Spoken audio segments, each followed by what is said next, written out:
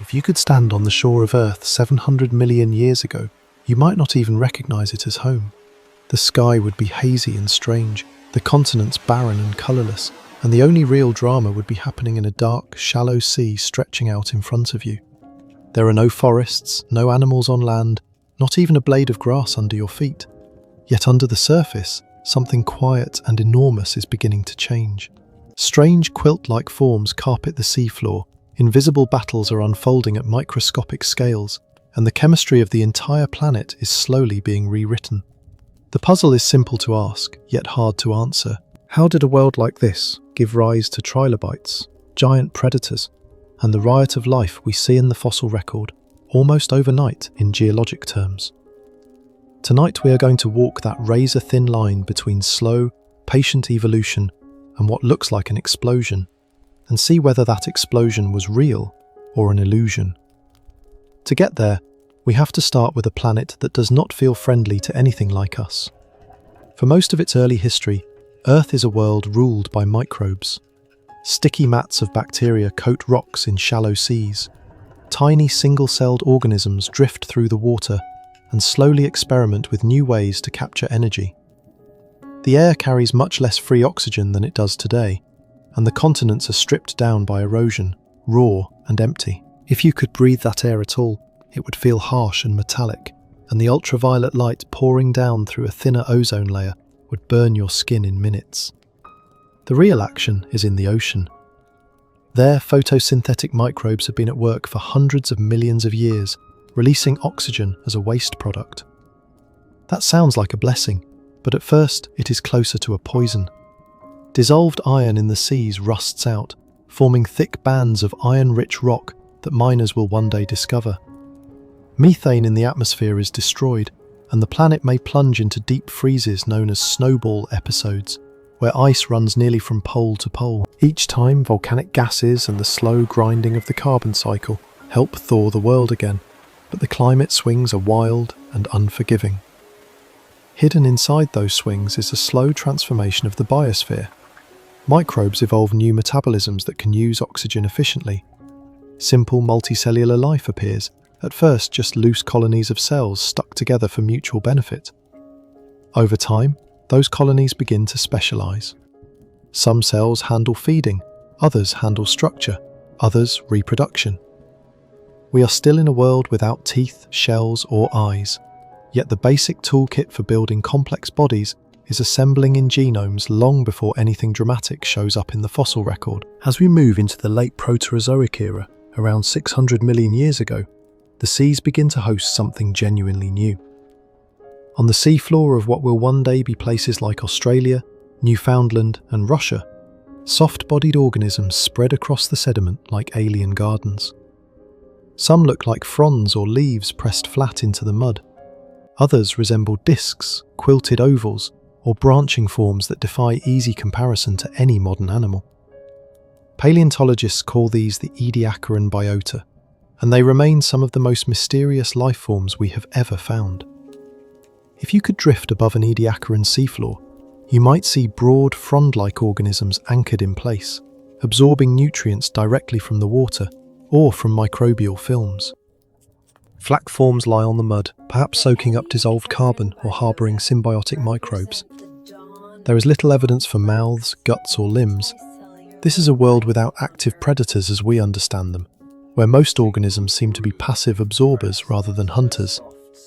For a long time, this gentle landscape led scientists to imagine an Eden of low competition and slow change. Yet even in this apparently peaceful scene, some hints of trouble appear. In later Ediacaran rocks, we begin to see traces of movement, sinuous grooves where something has crawled across the seafloor. Some fossils show bite-like damage on fronds, small scoops removed as if something has been grazing. Tube-shaped burrows dig down into the sediment, suggesting animals that can move through the mud in 3 dimensions instead of just gliding over the top. You can think of these as the first scratches on a quiet painting, early experiments in movement and feeding that will soon take over the canvas. Why would this start to happen now? Several forces seem to converge. Oxygen levels in the oceans appear to rise to new plateaus, especially in shallow coastal areas. With more oxygen available, animals can power more active lifestyles, moving, pumping water, and firing nerves at rates that simply were not possible before. At the same time, the end of repeated global glaciations stabilizes the climate somewhat, giving ecosystems longer intervals to develop without being erased by ice. Nutrients flowing off the continents into the seas may have created richer coastal zones where competition for space and food grows more intense. There is also an internal biological change unfolding. Genetic studies of modern animals suggest that many of the key developmental genes that control body plans, such as those that tell cells where to form a head or a tail, are quite ancient. They likely evolved in simple multicellular ancestors before the Cambrian period. For a while, those genes may have been idling, producing simple forms with modest variation. Then ecological pressure and environmental opportunity combined to flip the system into a new mode where complex body architectures could pay off. All of that sets the stage for an event that will later be called the Cambrian explosion.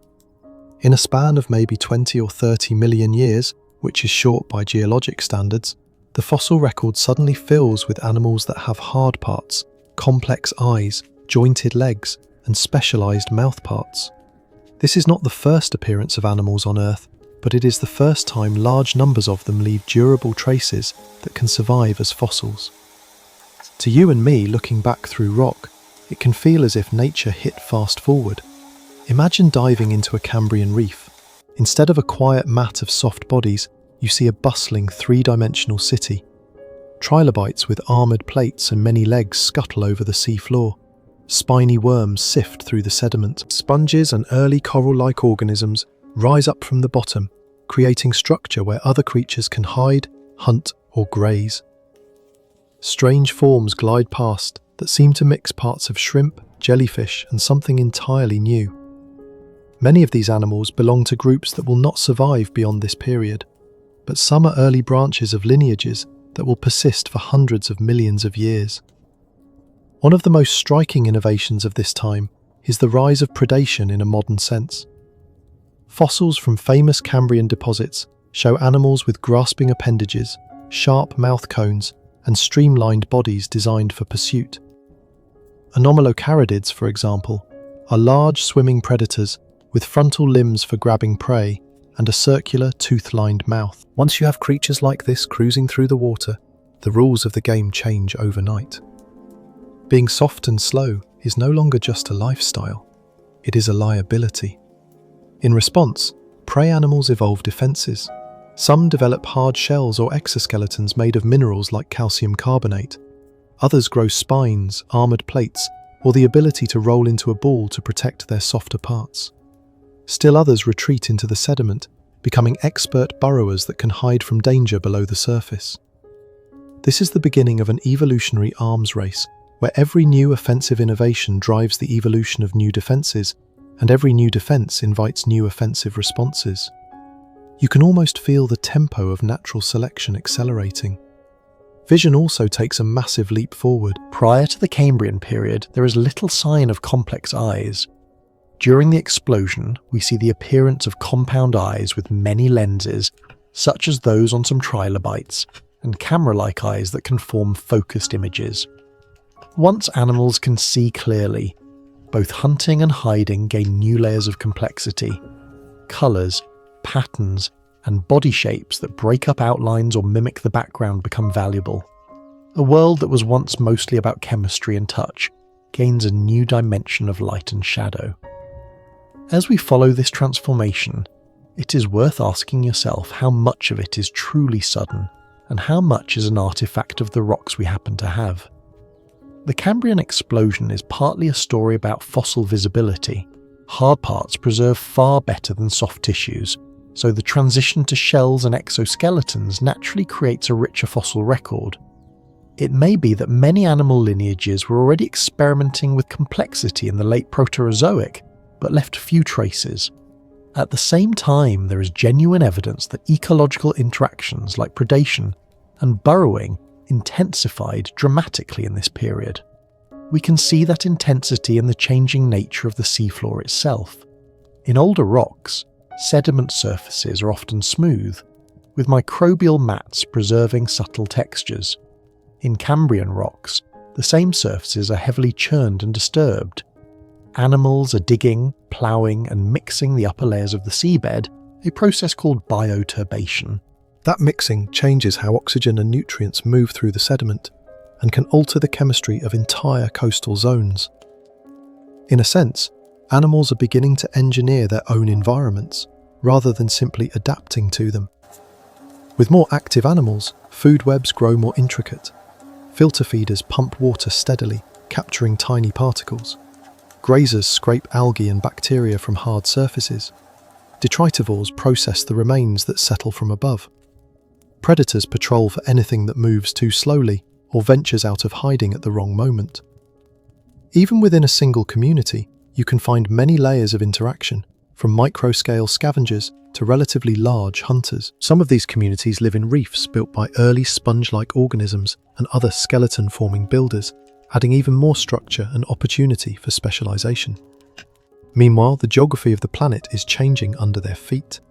Continental plates slide and collide, closing old oceans and opening new ones. Shallow continental shelves come and go, creating pulses of habitat where sunlight can reach the sea floor. Sea levels rise and fall, sometimes flooding vast coastal plains and then retreating to expose them again.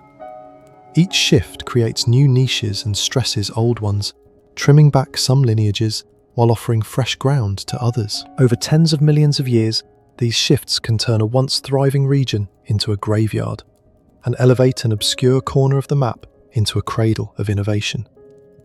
You might wonder why all of this matters to us, sitting in a very different world with forests, cities, and familiar animals. One reason is that the basic body plans established in this period will echo forward through almost every ecosystem you know. Modern arthropods, mollusks, and vertebrates are all variations on themes that took shape during and around the Cambrian explosion.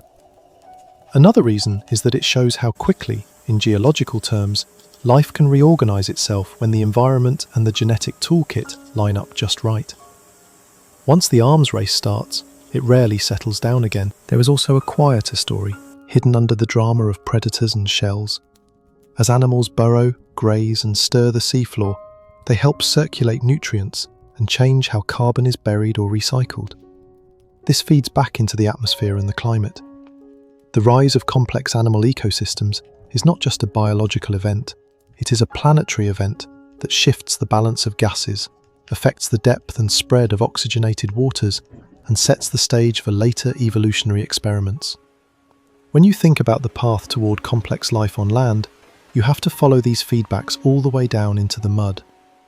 Keep in mind as we move forward that nothing about this transformation was guaranteed. If oxygen levels had stalled, or if snowball conditions had persisted, or if key developmental genes had never combined in the right ways, Earth might have remained a world of simple mats and drifting cells. There would still be chemistry, still be cycles of rock and water, but no trilobites, no fish, and certainly no primates to ponder what went right. The fact that all those pieces lined up when they did is one of the biggest strokes of contingency in the story of our planet. By the end of this period, the oceans are no longer quiet laboratories of microscopic evolution. They are crowded, dangerous, and full of invention. The seafloor is scarred with trails and burrows. Reefs bristle with filter feeders and hiding spots. Free-swimming animals cruise every depth, from shallow, sunlit waters down into dimmer zones. The invention of predation and hard skeletons has turned evolution from a slow drift into a cascade of innovations that feed on each other. You and I, looking back, can almost sense that something even more radical is coming, because there is still one vast environment almost untouched by this new animal world. The continents remain mostly bare. Shorelines are rocky or sandy, shaped by tides and waves, but they host little more than microbial films and perhaps a few tentative pioneers clinging to wet surfaces. The air just above the water is rich with potential, full of oxygen and sunlight. Yet for now, the drama of life still belongs almost entirely to the sea. Near the margin where waves break and retreat, some creatures are already venturing into shallow pools, testing their bodies against gravity and drying air in ways that will matter far more than they can possibly sense. At first, those forays into the border between sea and air are tiny, almost accidental experiments. A wave recedes a little farther than usual and leaves a shallow pool behind, warmed by sunlight and rich with concentrated nutrients. Small fish and invertebrates find themselves trapped there for a while, gulping at water that slowly runs out of oxygen. Some survive by hunkering down and waiting for the tide to return. Others begin to push the limits of what their bodies can do, flexing fins against the mud and lifting their heads into the air for a breath that is thin but unimaginably rich compared to the water below. The line between ocean and land is no longer a strict wall, it is starting to blur. Long before any vertebrate even dreams of walking, something else quietly begins the invasion of land. On damp rocks near the high tide line, slimy films of cyanobacteria and algae cling to every surface that stays wet just a little longer than the rest. When waves splash high during storms, tiny cells are stranded on rock faces that dry out slowly, and only the hardiest survive. Over countless repetitions, natural selection favours microbes that can tolerate drying, withstand intense sunlight, and resume activity quickly when water returns. These are the first whispers of green on land, so faint that you might miss them from a distance. Over time, these threads of life weave themselves into something more complex. Fungi partner with photosynthetic microbes and form lichens, crusty or leafy patches that can cling directly to bare rock. Fungal filaments dig microscopic channels into the surface, breaking down minerals and trapping dust. The photosynthetic partner provides energy, and the fungal partner builds shelter and structure. With every season of growth and death, a thin layer of organic material accumulates. This is the very first soil, primitive and patchy, but enough to hold moisture and nutrients a little longer than naked stone ever could. That thin soil lets slightly more ambitious plants take hold. Simple, non-vascular plants like early mosses and liverwort-like forms begin to anchor themselves in moist spots along streams and in low-lying depressions that stay damp. They do not yet have true roots or strong stems. They hug the ground, spreading in low carpets that live or die depending on the kindness of rain and fog. Their reproductive cells still depend on a film of water to swim from one plant to another, so these pioneers can never stray far from wetness. Even so, wherever they gain a foothold, they darken the rock and trap more sediment, making the ground friendlier for whatever comes next. All of this is happening under a sky that is slowly changing in our favour. As photosynthetic life continues to pump oxygen into the atmosphere, that oxygen helps build a protective ozone layer high above, a shield against harsh ultraviolet radiation. With that shield thickening, it becomes less deadly for delicate tissues to face direct sunlight. The same air that would feel thin to our lungs carries far more oxygen than ancient seas ever did, and it is constantly mixing instead of stagnating like a swamp. For any organism that can find a way to breathe it and avoid drying out, the atmosphere is a vast, untapped reservoir of energy. The real breakthrough comes when plants evolve internal plumbing. Vascular tissues, the plant equivalent of pipes and veins, allow water and nutrients to be moved from roots up into stems and leaves. Suddenly, plants are no longer limited to hugging the ground in wet spots. They can grow taller, reach higher into the light, and send roots deeper into the substrate. Early vascular plants like simple club moss relatives and horsetail ancestors form ankle-high thickets along shorelines and riverbanks. They are still small and simple by modern standards, but compared to bare rock, they are jungles. Given time, those miniature jungles scale up. By the middle of the Paleozoic era, forests of towering lycopsids, giant horsetails and tree-sized ferns spread across low-lying swampy continents. Trunks rise several stories high, covered in flaky bark. Broad fronds form dense canopies that trap humidity and shade the ground below. The air inside these forests is humid and rich, filled with spores drifting in great clouds. Underfoot, a thick layer of dead plant matter piles up in waterlogged conditions where decay is slow. That buried carbon will one day become coal, but for now, it is simply fuel taken out of circulation. Those forests do more than decorate the land. They pull enormous amounts of carbon dioxide out of the atmosphere through photosynthesis. Some of that carbon returns quickly when plants die and rot, but in waterlogged swamps, much of it becomes sealed away as peat and eventually coal.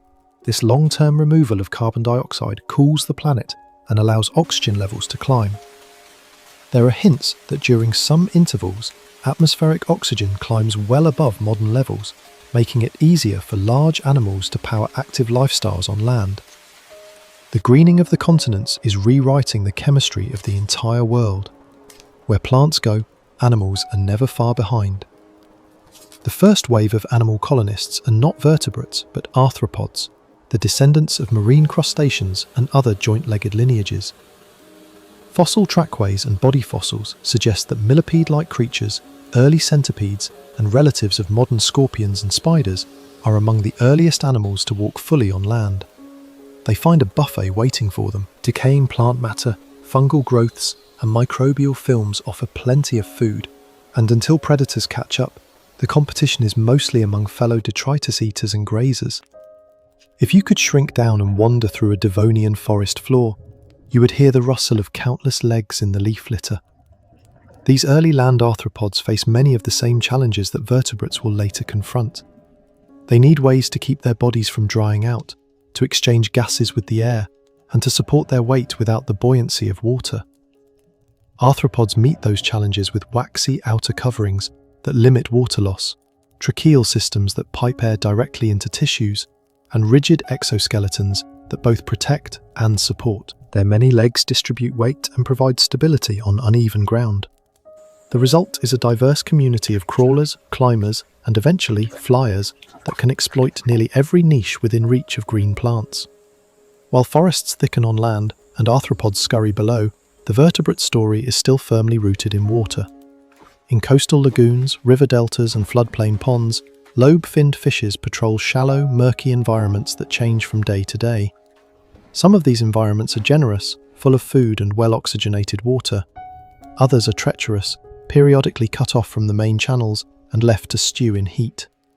As organic matter decays in these isolated pools, oxygen levels can crash. A fish that relies only on gills finds itself gasping in slow motion, its blood starved of the oxygen it needs to run muscles and brain.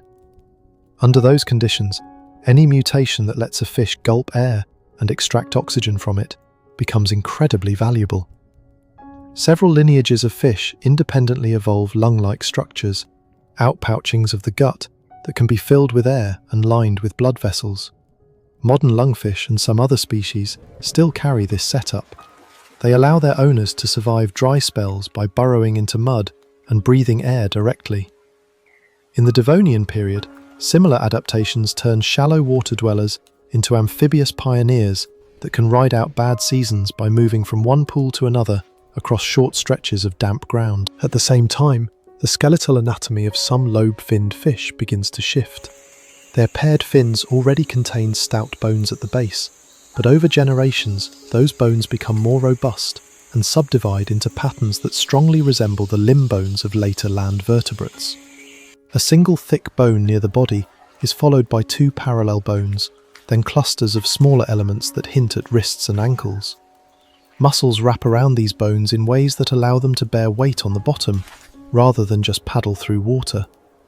The earliest versions of this arrangement are still fins, but they are fins that can push up against the ground. Fossils like Tiktaalik capture this transition in exquisite detail. Its body looks part fish, part something else. It has scales and fin rays, yet also a neck that can bend independently of the torso, allowing the head to lift and pivot. The eyes sit high on the skull, ideal for peering out of shallow water. Its fins end in a set of bones that could flex against the substrate, letting it prop itself up or even haul across short distances between pools. If you picture it resting in a muddy channel, front fins braced on the bank and head lifted into the air, you can see how close it has come to the idea of a limb. Why risk any of this? From the viewpoint of a fish, venturing onto land is a dangerous gamble. Gravity presses more strongly on your body. Your skin dries and cracks if you stay out too long. Your gills collapse in air, leaving you without your usual means of gas exchange. Yet the rewards can be just as stark. On land, There are no large vertebrate predators yet. There are abundant invertebrates to eat, from worms in the mud to insects among the plants. There are pools and channels that can be reached only by crossing short stretches of ground.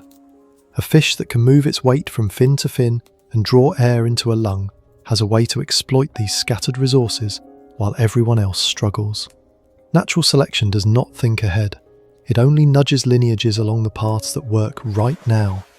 For an amphibious fish in a drying floodplain, using modified fins to push through the shallows and air-breathing organs to survive low oxygen makes immediate sense. Generation by generation, those traits become more refined. Fins become more limb-like. The connection between skull and shoulder loosens to permit a neck.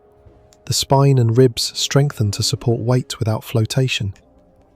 The line between a fish that occasionally beaches itself and an animal that can walk becomes thinner with each new adaptation. Eventually we meet creatures that we would comfortably call early tetrapods, meaning four-limbed animals. Forms like Acanthostaga and Ichthyostaga have limbs with digits at the ends, not just fin rays. They possess wrists and ankles that can bend, elbows and knees that allow the body to push up and move in a coordinated fashion. Their skulls still carry some fish-like traits, and many probably spent much of their time in water, using limbs to maneuver in thick vegetation and along the bottom, rather than striding across open ground. Even so, they represent a profound step.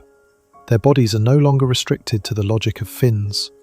For these pioneers, water remains both friend and prison.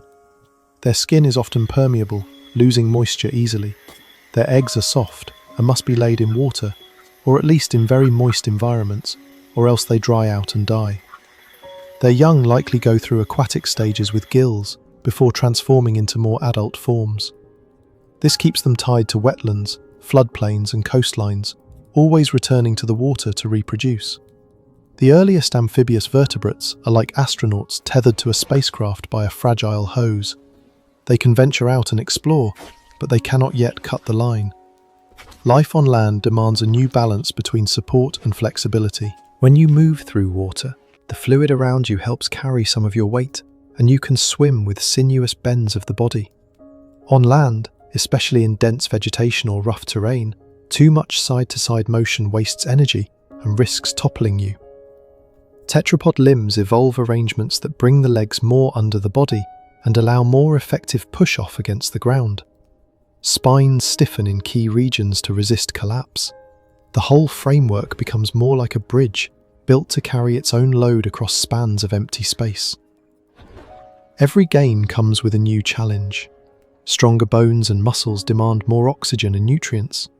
Breathing air efficiently requires lungs with larger surface areas and rib cages that can help ventilate them. Larger bodies require better internal regulation of water and salts, because dehydration becomes a constant risk. Step by step, the descendants of lobe-finned fishes assemble solutions to these problems. They do not leap directly from the sea onto dry hills. They edge along the margins, using meandering rivers, swampy forests, and coastal flats as training grounds. As the Carboniferous period unfolds and forests thicken, amphibious vertebrates diversify into many shapes. Some grow large, crocodile-like bodies and prowl the edges of lakes and rivers, snapping at anything that moves. Others remain smaller, slipping between roots and hiding under fallen trunks. They occupy roles similar to modern salamanders, newts, and caecilians, mixing aquatic and terrestrial habits in creative ways. If you were to visit one of these ancient wetlands, you would see a layered world where giant club moss trees loom overhead, arthropods hum and crawl everywhere, and four-limbed vertebrates lurk just beneath the surface, always ready to dart into water or onto land as conditions demand. Still, a fundamental limitation remains. As long as these animals must return to water to breed, they cannot fully claim the continents. Large stretches of higher, drier ground remain effectively empty of vertebrate life, even if plants and arthropods have already reached them. The story of vertebrates on land is at this stage a story of halfway measures and compromises, of creatures that can do impressive things in both realms but are never entirely free of their ancestral ocean. You can feel the tension building in the narrative. Evolution has delivered limbs, lungs, and reasonably strong skeletons, yet reproductive dependence on water changed these pioneers to the lowlands. What happens next will break that chain. Somewhere among the descendants of these early amphibians, a new set of innovations will arise that package the fragile embryo in its own protected world, allowing it to develop away from open water. When that happens, vertebrates will no longer be tethered to swamps and riverbanks. They will be able to march into drier interiors, up onto plateaus, and across entire supercontinents. The quiet green invasion of plants will finally be matched by a full-scale vertebrate invasion of land, and a new era of reptile-like creatures will begin to redraw the map of life. The breakthrough that frees vertebrates from their watery tether is as small and fragile as an egg. Inside this new kind of egg, the embryo carries its own private pond sealed away from the drying air. Layers of membrane manage waste, gas exchange, and protection. A tougher outer shell, sometimes leathery and sometimes more rigid, keeps that inner world from collapsing. Instead of laying jelly like eggs in open water, these animals can bury their offspring on land, tuck them into sheltered crevices, or hide them under leaf litter. Each egg is a little life support capsule that carries the ocean onto the continents. With that one innovation, the rules change. Vertebrates that possess such eggs, the early amniotes, are no longer forced to return to ponds and swamps for reproduction. They can venture deeper into forests, up gentle slopes, and across drier plains. Their skin tends to be less permeable, reducing water loss. Scales or other coverings help lock in moisture. Their bodies begin to fully commit to air breathing in a way amphibious ancestors never could. This is the first real wave of vertebrate colonization of land, and it lays the foundation for both reptiles and mammals. The landscape they step into during the late Carboniferous period is lush and strange. Vast low-lying regions near the equator are covered in swamp forests. Giant club moss trees rise like living towers, their bases surrounded by ferns and horsetail thickets. The air hangs heavy, warm and humid, and appears to carry more oxygen than it does today. That surplus oxygen helps fuel enormous arthropods. Dragonfly relatives with wingspans broader than a human arm glide through the canopy. Millipede-like creatures long as small cars trundle across the forest floor, feeding on decaying plant matter. Amid this towering greenery, the first reptile-like amniotes are modest players.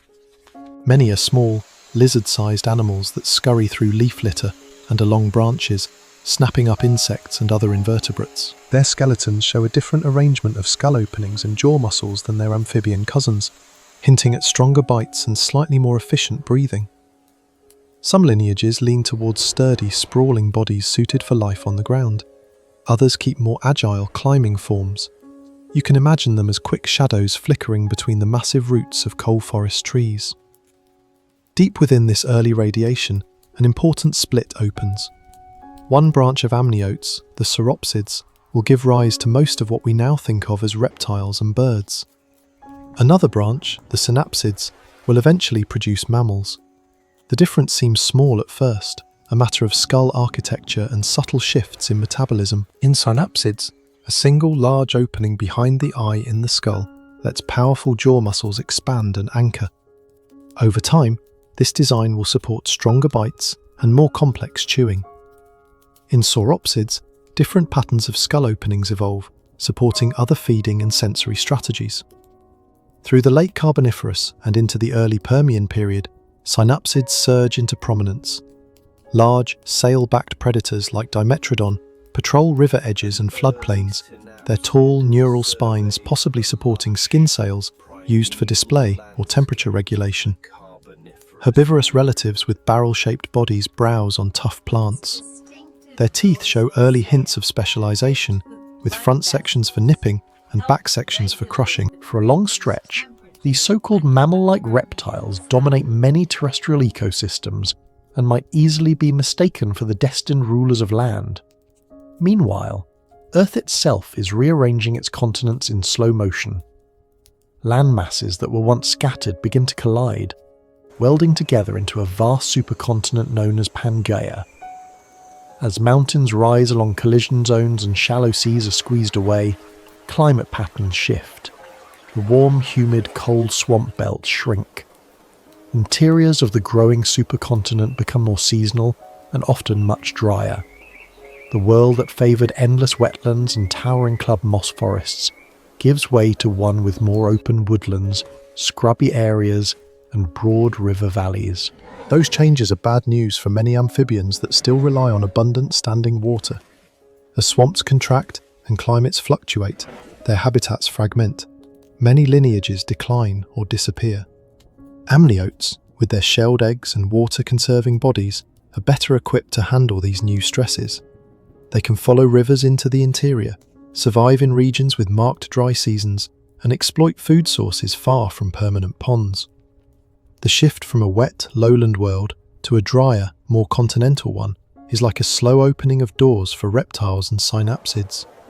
In the Permian period, terrestrial life reaches a new level of complexity. On some floodplains, you might see herds of stocky herbivores such as dicynodonts, squat synapsids with beak-like mouths and tusks used for digging or display. Nearby, fleet-footed predators with saber-like canine teeth, the gorgonopsians, prowl in search of prey. Other herbivores, the heavily built pariasaurs, stomp through vegetation like armoured cows. Small insect-eating and omnivorous creatures dart between the legs of these giants, filling niches that today might be occupied by rodents, lizards, or small carnivores. Ocean life is evolving as well, with new groups of fishes and early marine reptiles exploring open waters. But on land, synapsids seem to hold the top tiers. Their bodies hint at metabolic shifts toward more active lifestyles. Limb posture in some species suggests a move away from a fully sprawling stance. Bone microstructure points to faster growth in certain lineages. It is not yet a mammal-style, warm-blooded world, but the groundwork is being laid. If you paused history here, you might reasonably expect the future to belong to these synapsid dynasties. Then the story takes a sharp, almost unbelievable turn. Near the end of the Permian, around 250 million years ago, Earth experiences the most severe mass extinction event known. The causes converge in a cascade. Massive volcanic eruptions in what is now Siberia pour out lava and release huge amounts of carbon dioxide and other gases. Oceans warm and become more acidic. In many regions, deep waters lose oxygen, turning large volumes of the sea into suffocating zones where few complex organisms can survive. On land, climate swings become more extreme, with heat and drought stressing plants and animals alike. The toll is staggering. In the marine realm, it appears that on the order of 9 out of 10 species vanish. Reef systems built by ancient sponges and other builders collapse. Trilobites, successful for hundreds of millions of years, disappear entirely. On land, many large synapsids and other dominant herbivores and predators die out. Whole ecosystems unravel, their intricate food webs snapping as key players are removed. For a time, the fossil record records a world of reduced diversity, with fewer kinds of animals and simpler communities struggling to hang on. In the aftermath, so-called disaster faunas take over. Hardy, generalist species that can tolerate harsh conditions become common. One of the poster children for this phase is Lystrosaurus, a stocky, tusked herbivore that shows up in rocks across vast regions of Pangaea. In many late Permian and early Triassic deposits, it accounts for an astonishing fraction of vertebrate fossils. That kind of dominance hints at an impoverished world where a small handful of robust forms survive repeated environmental shocks, while more delicate or specialised species fade away. Recovery from this catastrophe is slow and uneven. For millions of years, biodiversity remains depressed compared to the pre-extinction peak. Yet evolution never truly pauses. As climates stabilise somewhat in the Triassic period, new lineages experiment with fresh solutions. Among the survivors and their descendants are the archosaurs, a group that includes the ancestors of crocodiles, pterosaurs, and dinosaurs. They share a suite of traits that support active lifestyles, such as more efficient breathing systems and tendencies towards semi-upright or fully upright limb posture. In a world where many old competitors are gone, these traits give them room to expand. The Triassic world is still dominated by Pangaea, with its vast interior regions subject to hot summers and cold winters, and its coasts influenced by monsoon-like seasonal rains. Deserts spread in some areas. Rivers carve broad channels across open plains. In this setting, archosaurs diversify into many forms. Some become croc-like predators that lurk along waterways. Others grow into armoured, herbivorous tanks. Still others take to the air as early pterosaurs, exploiting the new opportunities above the ground. And among the many small, lightly built archosaurs are the first true dinosaurs. These early dinosaurs are not yet the giants that capture our imagination. Many are slender bipedal animals, perhaps the size of dogs or people, with long tails and light skulls filled with sharp teeth. Their hind limbs are positioned more directly under the body than in many of their contemporaries, allowing energetic, efficient movement. Some may have been partially warm-blooded, with faster growth and higher activity levels than older reptile groups. They share the landscape with large crocodile-like relatives that hold top predator roles, and with synapsid survivors that have retreated from their former dominance. For a while, it is not obvious that dinosaurs will become anything more than one interesting branch among many. They inhabit scattered niches on different parts of Pangaea, competing and coexisting with other archosaurs. Then, once again, the planet is jolted. At the boundary between the Triassic and Jurassic periods, another pulse of massive volcanic activity accompanies the beginning of the breakup of Pangaea. Great rift systems open as the supercontinent starts to split, and enormous volcanic provinces form, releasing more greenhouse gases and toxic emissions. This environmental chaos triggers another round of extinctions. Many large non-dinosaurian archosaurs disappear. Certain synapsid groups that had clung to precarious roles vanish as well. Yet dinosaurs and their close kin weather the storm better than many rivals. The reasons may include their respiratory efficiency, growth patterns, and ecological flexibility, but the exact mix is still debated. What matters for our story is that after this crisis, dinosaurs stand poised to expand into roles that were once closed or contested. As the Jurassic period takes hold and Pangaea continues to fragment into separate continents, climates diversify. New coastlines form, inland seas open and close. Plant communities shift, with conifer-dominated forests spreading across many regions. In this reshaped world, dinosaurs radiate outwards. Some lineages evolve immense body sizes, becoming long-necked, heavy-bodied herbivores that sweep entire treetops for food. Others refine their predatory designs, developing powerful jaws, keen senses, and complex social behaviours. Still others shrink and adapt to specialised roles, including the feathered forms that will one day give rise to birds. The oceans do not remain quiet in this transformation. New groups of marine reptiles, including ichthyosaurs and plesiosaurs, take over the open seas, evolving streamlined bodies, flipper-like limbs, and in some cases live birth in the water. They become the analogues of modern dolphins and whales in many ecosystems, chasing fish and cephalopods through sunlit layers and deeper blue realms. Above the waves, pterosaurs ride thermals and coastal winds. Their wings stretch between elongated fingers, scouting for prey or carrion with sharp eyes. We have moved from a world where amphibians skirted swampy margins to one where fully terrestrial and marine reptiles ruled vast domains. Synapsid lineages that will one day lead to mammals survive in the underbrush, mostly as small, nocturnal or crepuscular creatures. They are far from irrelevant, but they are no longer the obvious masters of the land. The centre stage belongs to dinosaurs and their kin, and the next stretch of geologic time will see them explore almost every possible size and lifestyle on Earth. The question that now hangs over this story is simple and unsettling. Once such a dynasty takes over, what could possibly bring it crashing down?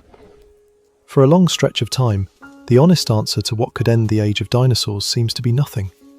Once they recover from the turmoil at the end of the Triassic period, dinosaurs settle into a world that appears built for them. Temperatures are generally warm, there are no permanent ice sheets at the poles, and sea levels are often high, flooding continental margins with broad, shallow seas.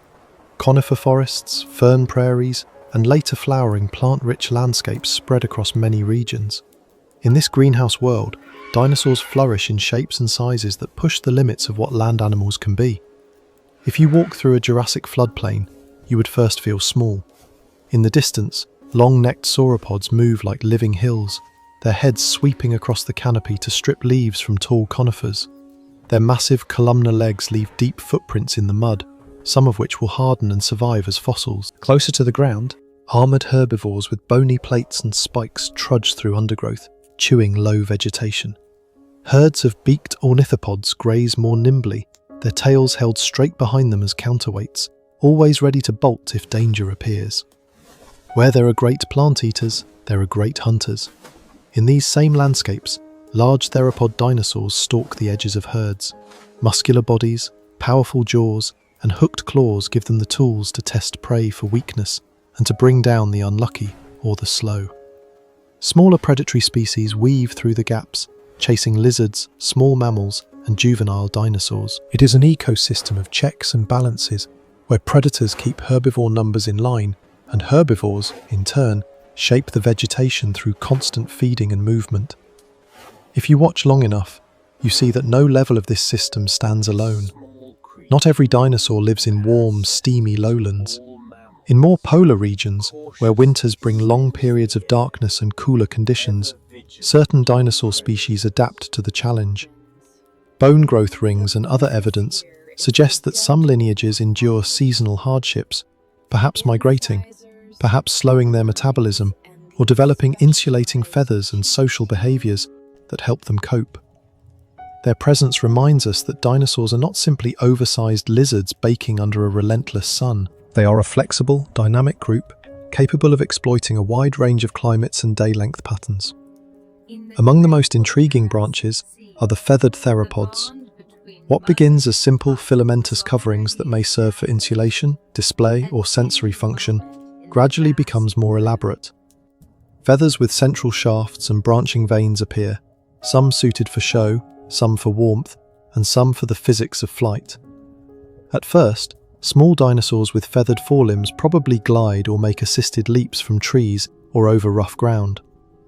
Over time, certain lineages refine their wings, bone structure, and muscles until they can achieve powered flight. In these experiments, the first true birds emerge. The arrival of birds does not erase their dinosaur ancestry. Their skeletons retain the familiar pattern of theropod hips, hind limbs, and three-fingered hands, modified into wing supports. Many early birds still possess teeth, clawed fingers on the wing, and long bony tails. Yet they also carry new adaptations, such as lightweight bones filled with air spaces and highly efficient lungs that keep a continuous flow of oxygen-rich air moving through the body. They claim aerial niches that no land animal has previously held, hunting insects, scavenging, and eventually crossing seas and continents under their own power. While dinosaurs and their flying cousins dominate the visible realm, mammals remain mostly in the shadows. They are often small, many no bigger than modern rats or shrews, with some specialised forms climbing trees, others digging burrows, and still others returning to the water's edge. Their teeth show a level of complexity well beyond most reptiles, with differentiated incisors, canines, and cheek teeth suited for precise chewing. Their inner ears and jaw joints reveal a shift toward more acute hearing. Fur keeps them warm, and their likely higher metabolisms support active nocturnal lives that reduce direct conflict with large daytime dinosaurs. Beyond the coasts, the oceans host their own reptilian dynasties. In the Jurassic seas, ichthyosaurs cut through the water with torpedo-shaped bodies, large eyes adapted to low light, and tails built for propulsion. Some give birth to live young in the water, removing the need to crawl onto land to lay eggs. Long-necked plesiosaurs glide with 4 powerful flippers, their small heads snapping up fish and cephalopods, while shorter-necked, larger-headed relatives take on the role of apex marine predators.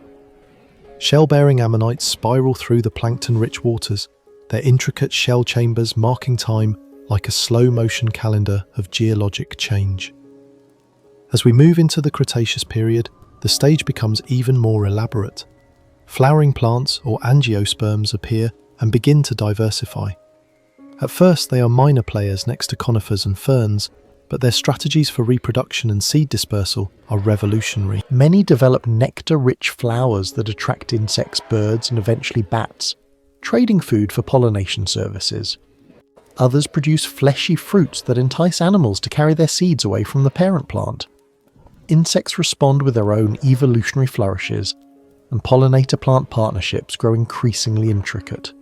These botanical innovations reshape landscapes. Understory environments fill with flowering shrubs and herbaceous plants. Grasses, though still not yet the dominant world builders they will later become, start to appear. Herbivorous dinosaurs adjust their diets and anatomies. Some lineages evolve complex dental batteries, with many closely packed teeth forming grinding surfaces able to process tougher vegetation. Jaw joints, head shapes, and gut structures reflect the demands of new plant types. You can sense the power of coevolution as plant defenses and dinosaur feeding strategies push each other into new territory. Tectonic forces continue their slow but relentless work. Pangaea, once a single landmass, splits into northern and southern continents that drift farther apart. New ocean basins open between them. Shallow epicontinental seas flood into low-lying interiors, such as the western interior seaway that once divided North America. These geologic changes create isolated regions where dinosaur faunas can diverge, leading to distinct communities on different land masses. What thrives in one continental fragment may never set foot on another, even when their climates look broadly similar. Climate during much of the Cretaceous remains warm, but it is not static. There are intervals of cooling and warming, pulses of volcanic activity, and shifts in sea level that change coastlines and habitats. Yet through these variations, dinosaurs persist and diversify. Large theropods such as tyrannosaur relatives refine their hunting equipment, developing massive skulls, enormous jaw muscles, and thick teeth that can crush bone. Some herbivores reach extravagant extremes of ornamentation, sporting frills, horns, crests, and armour plates that probably serve for display and communication, as well as defence. The land is noisy with visual signals, long before human eyes ever arrive to witness them. From a distance, this looks like unshakable success. Yet there are always vulnerabilities woven into this kind of dominance. Many large dinosaurs rely on abundant plant growth, which in turn depends on stable climate, adequate rainfall, and clear sunlight. Food webs that support enormous herbivores and the predators that feed on them are tall and intricate. They are efficient when conditions are favourable, but they can be fragile when disrupted at the base. The same bodies that make an animal a ruler of its environment can become liabilities if the environment changes faster than evolution can respond. To understand how quickly that can happen, we zoom in on a single day near the end of the Cretaceous period. Somewhere in space, a rocky body roughly 10 kilometers across is orbiting the Sun on a path that intersects Earth. It may have been nudged inward by gravitational resonances, its trajectory slowly altered over millions of years. Most of the time, objects like this slip past or burn up as modest shooting stars. This one does not. It strikes our planet at tremendous speed, cutting through the atmosphere in seconds and releasing energy on a scale beyond human intuition. The point of impact lies near what will one day be the Yucatan Peninsula. In an instant, rock vaporizes, and a crater more than 100 kilometers across blasts into the crust. A fireball expands outward, searing everything for hundreds of kilometers. Shock waves race through rock and water, triggering landslides and sending tsunamis rolling out through surrounding seas. Material from the impact site is hurled high into the atmosphere and even into space, returning as a rain of incandescent debris that spreads well beyond the immediate region. For animals within line of sight, this is an unsurvivable event. Forests flatten or burn, coastal zones are smashed by waves. Anything too large or slow to find shelter in deep water, underground, or within thick rock is likely killed outright. Yet the most profound consequences play out in the atmosphere over the days, months, and years that follow. Dust, vaporized rock, and soot from global wildfires spread around the globe. They form a layer that blocks sunlight, plunging the surface into a dim, cold twilight. Without sunlight, photosynthesis falters. Phytoplankton in the oceans decline sharply. Land plants struggle, especially in regions where fires have already stripped vegetation. In effect, the power supply to the base of the food chain is cut. Herbivores face predictable starvation. Large animals with high energy demands suffer first, unable to find enough food to sustain their massive bodies. Predators that depend on those herbivores collapse soon after. The graceful giants of the Cretaceous, which seemed so invincible in their prime, are suddenly at the mercy of a broken energy flow. Smaller, more flexible creatures have better odds. In the oceans, some fish, sharks, and small marine reptiles may find refuge in deeper waters, feeding on detritus that sinks from above or on opportunistic survivors. On land, animals that can eat a wide range of foods, endure periods of scarcity, and hide in burrows, crevices, or dense vegetation stand a chance. Many birds, especially smaller forms that can fly long distances and feed on seeds or other resilient resources, pull through.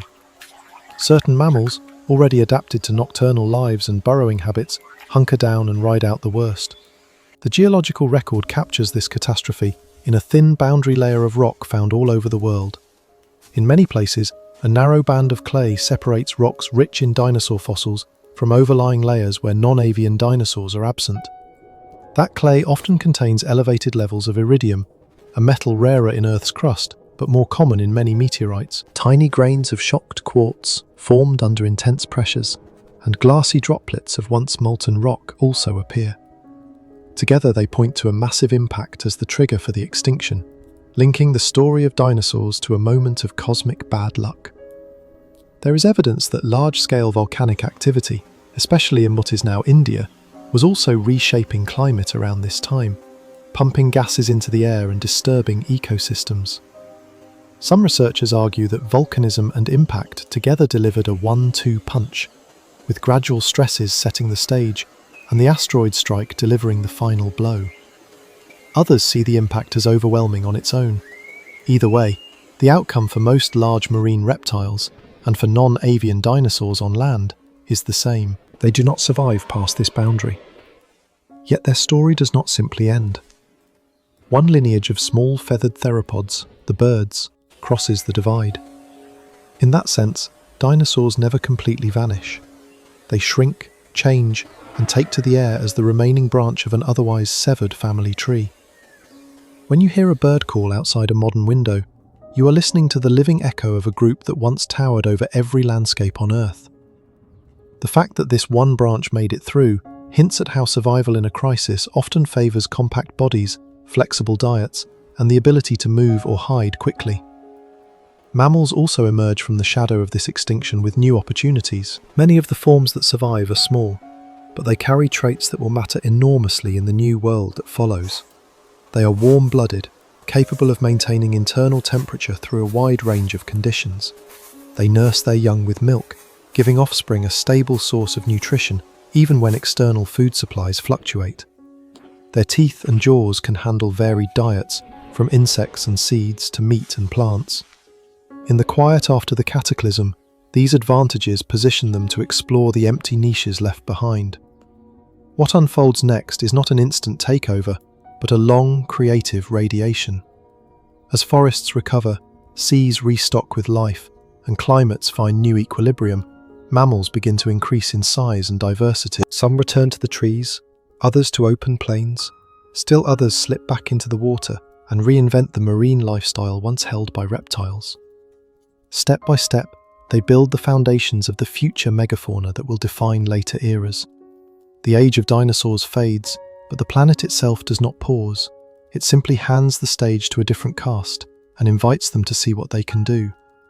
For our purposes, the key question becomes how this post-impact world, with its reshaped continents, recovering ecosystems, and gradual cooling trend, guides the evolution of mammals into the dominant large animals on land.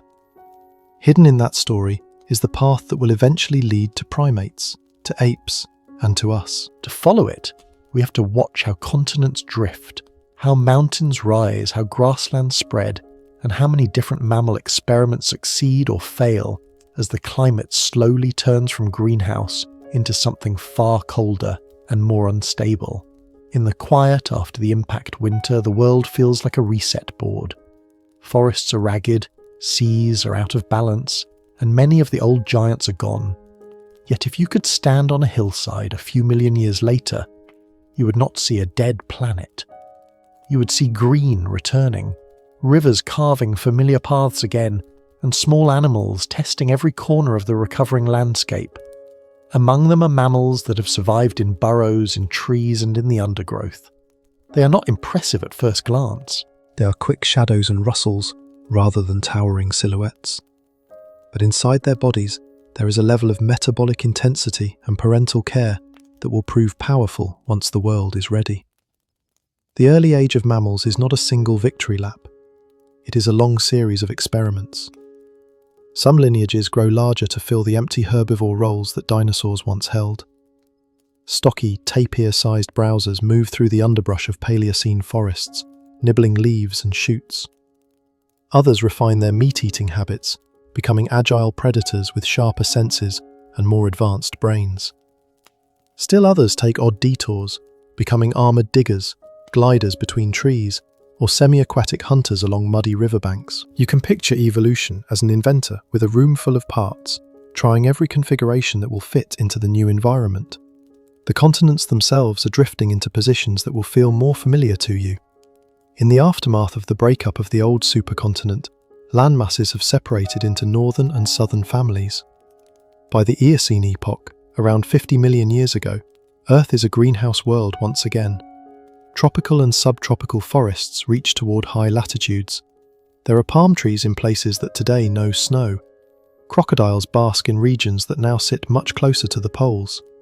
The air is warm, the oceans are relatively high, and life takes advantage of that generosity. In these warm Eocene seas, some mammals make a bold move and head back into the water full time. The ancestors of whales and dolphins begin as hoofed creatures that wade and swim in coastal shallows, chasing fish and invertebrates.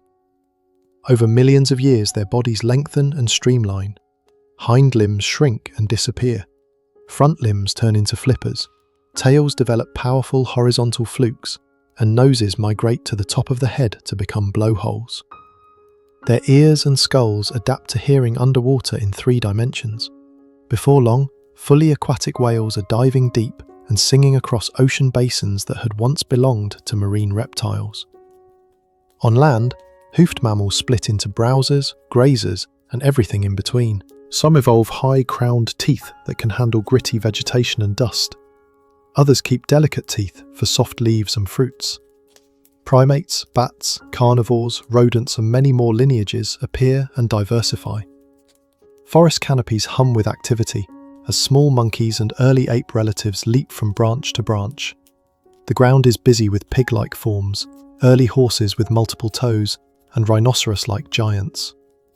Many of these animals look strange to our eyes. They are not yet the familiar horses, deer, and elephants of recent times. They are prototypes and side branches in a grand rehearsal. Yet beneath this exuberant diversity, something fundamental is changing in the background. Over tens of millions of years, the long-term balance of carbon dioxide in the atmosphere begins to shift downward. Several forces contribute. As continents drift, they alter patterns of ocean circulation, which affects how heat and carbon move around the globe. Mountain ranges such as the Himalayas rise as India collides with Asia. Fresh, uplifted rock weathers more quickly, pulling carbon dioxide out of the air through chemical reactions and washing the resulting ions into the sea, where they eventually become locked in sediments. At the same time, the burial of organic carbon in sediments and peat continues to store away some of the planet's greenhouse potential. The climate starts to cool. It does not plunge all at once. Instead, there is a stepwise descent with fluctuations, brief warmings, and setbacks, but the overall direction is clear. Tropical forests retreat toward the equator. In higher latitudes, mixed forests give way to more open woodlands and eventually to cooler steppe-like habitats. By around 34 million years ago, ice sheets begin to form permanently on Antarctica.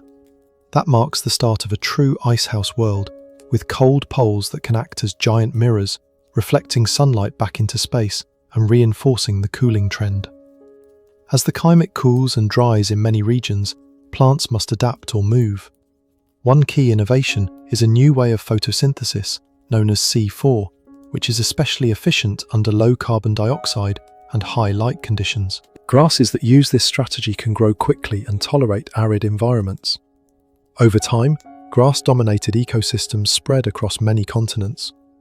The world that had once been a continuous tapestry of dense forests begins to break into mosaics that include wide-open grasslands, patchy savannas, and shrubbier landscapes.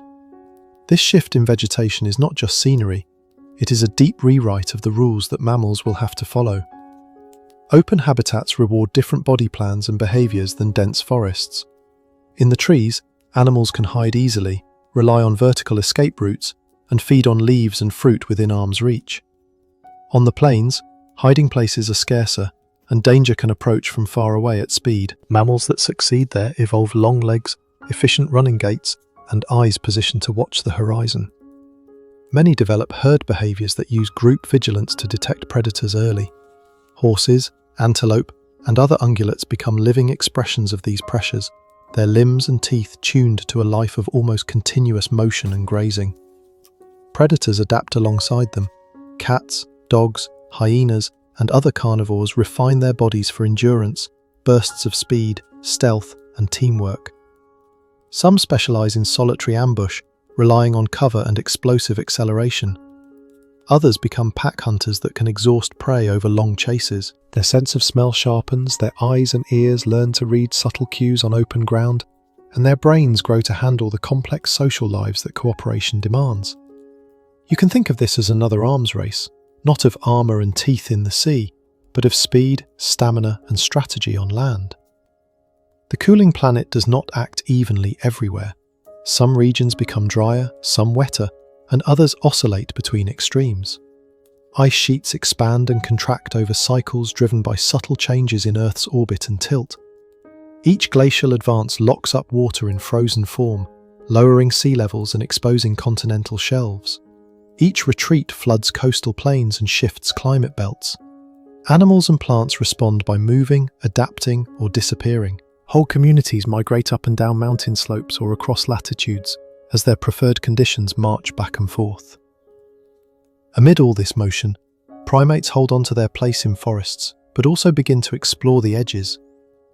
Early apes thrive in warm woodlands that still exist in parts of Africa, Europe, and Asia. They climb, swing, and walk along branches, relying on grasping hands and feet and forward-facing eyes that give precise depth perception. Their social lives grow more complex and their brains follow.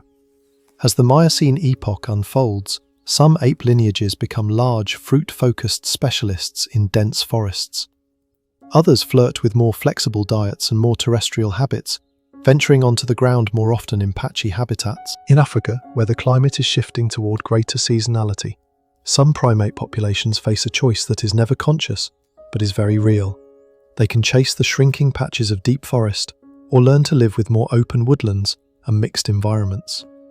Those that stay among the trees continue down one path, leading toward modern great apes like chimpanzees and gorillas. Those that adapt to the mosaic of woodland and savanna begin to spend more time on the ground. They encounter new foods, new predators, and new demands on their bodies. Here is where the long cooling of the planet and the rearrangement of continents begin to intersect directly with our own origins. Variations in rainfall and temperature across East Africa create a patchwork of environments that change on timescales of tens of thousands to millions of years. Lakes appear and vanish, forest belts expand and contract, grasslands pulse in and out. For a line of primates trying to make a living, stability is a luxury. Flexibility is survival. Traits that support curiosity, cooperation, and the ability to exploit a wide range of resources start to pay off more and more. At the same time, the global picture keeps shifting. South America, once isolated, collides with North America, allowing the exchange of faunas between the continents. Land bridges and changing sea levels connect and disconnect regions, mixing previously separate evolutionary experiments. Some mammals spread widely and become global successes. Others are overwhelmed by competitors that arrive from afar with new tricks and advantages. The cast of large mammals on different continents is reshuffled repeatedly, but certain themes keep reappearing. herbivores that can handle grass and tough shrubs, predators with high intelligence and group tactics, omnivores that can survive lean times by eating almost anything. Through all of this, the climate never stops breathing. There are relatively warm intervals when ice sheets retreat and forests reclaim parts of temperate zones. There are sharp cold periods when glaciers march outward and steppe tundra dominates huge swathes of the northern hemisphere. Each swing forces migrations and extinctions. Each swing also prunes and strengthens lineages that can handle instability. From the vantage point of deep time, you can see that the entire later Cenozoic era is a training ground in coping with change, and mammals are the main contestants. Eventually, the pattern of cooling and drying converges with the story of one particular branch of African apes that will experiment with walking upright, reshaping hands, and expanding brains. That branch does not look special at the beginning. It looks like one more primate response to a patchy, changeable landscape. Yet the same planetary forces that have been building mountains, opening seaways, and painting grass across continents are about to shape its destiny in a way that will ripple back across the entire Earth system. To see how that happens, we have to walk out onto the savannah and watch a clever ape stand a little taller. On a patchwork landscape of woodland and open grass, a small group of apes pauses at the edge of shade. Behind them lies the safety of trees. Ahead, the ground rolls away in pale gold waves, broken by scattered shrubs and distant silhouettes of grazing animals. Stepping out into that light means more risk from predators, more heat, and less instant refuge. Yet it also means access to carcasses, seeds, roots, and waterholes that are out of reach to creatures who never leave the canopy. Somewhere in this calculation, natural selection begins to favour individuals that can move efficiently on two legs and keep their hands free for carrying food, tools, and infants. At first, this upright posture is not graceful. Hips, knees, and spines are still tuned for climbing. Feet are shaped for grasping branches rather than striking the ground heel first. Early hominins wobble and sway more than they stride, but even a partial shift toward bipedal walking can change the game. Standing taller lets an ape see over grass to scan for danger. Walking on two legs exposes less body surface to the brutal midday sun and frees hands to shade the face, hold food high, or clutch a stone. Fossil evidence from Africa begins to show this pivot. Species like Ardipithecus and later Australopithecus have pelvises and thigh bones that indicate regular upright walking, alongside shoulders and arms that still betray a love of climbing. Their spines curve to bring the torso over the hips. Their big toes are less splayed out to the side, yet their brains remain modest in size, closer to those of modern chimpanzees than to ours. This tells us that walking upright came before big brains, not as a late add-on, but as a foundational shift that would open new cognitive doors. Imagine following a band of Australopithecus across an East African landscape a few million years ago. They move in small groups, perhaps a handful of adults and juveniles, pausing to dig for roots with simple sticks or to strip fruit from low shrubs.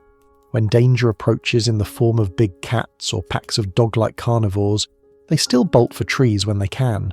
When trees are too far, they may cluster together, shout, throw stones and brandish sticks. None of this guarantees safety, but it turns a lone, vulnerable body into a collective that can sometimes bluff or harass a predator into backing off.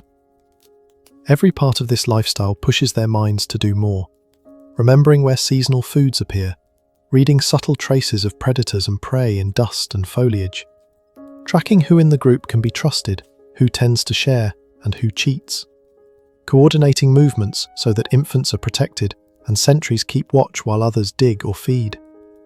Unlike the arms race between tooth and armour in the Cambrian seas, this is an arms race of perception and strategy.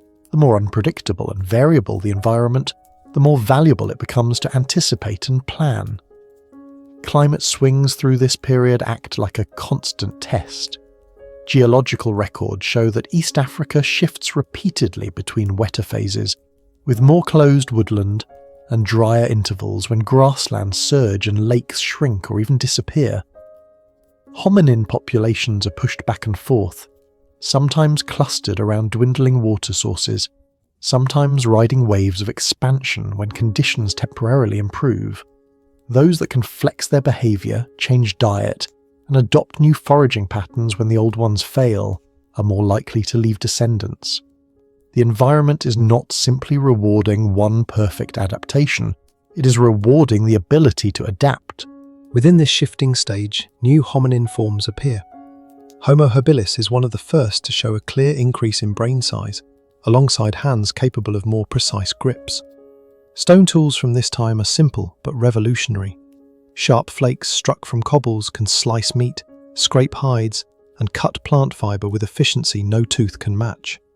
Suddenly, even if you are not the predator that brought down a carcass, you can arrive afterward and rapidly process meat before others steal it. The cognitive leap is not just knowing how to break a rock, it is recognizing what a broken rock can do and teaching others to repeat the process. With tools come new social dynamics. Sharing meat may cement alliances, attract mates, or build obligations that will be repaid later. Coordinated scavenging or hunting becomes more plausible when some individuals can carry cutting edges and heavy bones back to safer spots for processing. Communication has to keep up, with vocalizations, gestures, and facial expressions carrying ever more detailed messages. Even before full language evolves, there is pressure to encode information about where food is, how dangerous a route might be, and what the intentions of neighbours are. Soon after, another figure steps onto the stage. Homo erectus, or closely related species, spread out from Africa into Eurasia, with a combination of traits that marks a new phase. Their bodies are taller and more linear, with long legs and short arms compared to earlier hominins. Their rib cages and hips support endurance walking and running across open ground. Their brains are larger again, housed in skulls that look more human to us than those of Australopithecus ever would. Stone tools become more standardized and refined, with hand axes that seem almost over-engineered for any single task, but flexible enough for many. Endurance running might sound like a niche skill, but on a hot savanna, it becomes a powerful tactic. Humans are not the fastest sprinters compared to many quadrupeds, yet we are exceptional at shedding heat and maintaining moderate speed for long distances. A small group of Homo erectus individuals can jog after a wounded antelope or zebra for hours, flushing it from shade and forcing it to gallop again each time it tries to rest. Eventually, the animal overheats and collapses, even if it was much faster in short bursts. This kind of persistence hunting blends physical adaptation with planning, courage, and cooperation. Fire enters the picture as well, perhaps at first as something stolen from lightning-struck trees, and then, eventually, as something made deliberately. Controlled fire changes everything. It extends the day into the night, creating circles of light where social life can stretch beyond the hours of direct foraging. It deters some predators from approaching too closely. Most importantly for biology, it cooks food. Cooking softens plant fibers and denatures proteins, making calories easier to extract. It also kills many pathogens and reduces the energy required for digestion. Over generations, this may allow for smaller guts and more energy available for growing and powering larger brains. As Homo erectus and related hominins spread across continents, they encounter new climates, new prey, and new challenges. Crossing into colder latitudes demands better shelter, clothing, and fire management. Forests, mountains, and coastlines impose different foraging strategies. Some groups hug shorelines and learn to exploit shellfish and other coastal resources. Others delve into temperate forests and hunt deer, boar, and other woodland animals. Every successful expansion writes more flexibility into the human lineage. Groups that can only survive under one narrow set of conditions die out or remain confined. Groups that manage a wider portfolio of skills and habits can move and persist. Over time, more hominin species appear, each with its own mix of features. Neanderthals in Europe and Western Asia evolve stocky builds and large noses that may help condition cold air. Denisovans, known from only a few bones and traces of DNA, leave genetic fingerprints in modern populations across parts of Asia and Oceania. Other archaic Homo forms survive in pockets, adapting to local conditions in Africa and beyond. Our own species, Homo sapiens, emerges in Africa as one branch among several, not as an instant chosen form, but as one more experiment built on the same ancient foundation of bipedalism, tool use, and social minds. What sets our branch apart seems to be a combination of cognitive refinements rather than any single trait. Brain organization shifts to support more complex symbolic thought, more flexible language, and finer social reasoning. The vocal tract changes to allow a wider range of sounds, at the cost of making choking more likely. Hands gain yet more precision. Cultural information explodes in volume and speed. Tool traditions evolve rapidly and are passed down by teaching and imitation, not just by genetic inheritance. Fire use becomes routine. Art, ritual, and long-distance trade eventually appear as outward signs of an inner world that can imagine things that do not yet exist. In this sense, humans become a new kind of geological force. No other animal has ever moved information around at such speed and with such fidelity. A useful idea about where to find water, how to shape a blade, or when to plant seeds can spread through a group in days and across groups in years. That is unimaginably fast compared to gene-based evolution. Cultural evolution begins to layer itself on top of biological evolution, creating feedback loops where behavior alters environments in ways that then shift selection pressures on bodies and brains. As our ancestors refine language and culture, their relationship with the rest of the animal community shifts as well. Cooperation within groups becomes more intense. Conflicts between groups become more consequential. Hunting strategies become more elaborate, with traps, coordinated drives, and seasonal patterns that map onto the migrations of prey. Gathering strategies multiply, with knowledge of plant edibility, growth cycles, and preparation methods becoming a kind of invisible library shared among elders and children. In every case, the survival of the group depends less on any one physical trait and more on the quality of shared knowledge. Humans do not escape the rhythms of climate.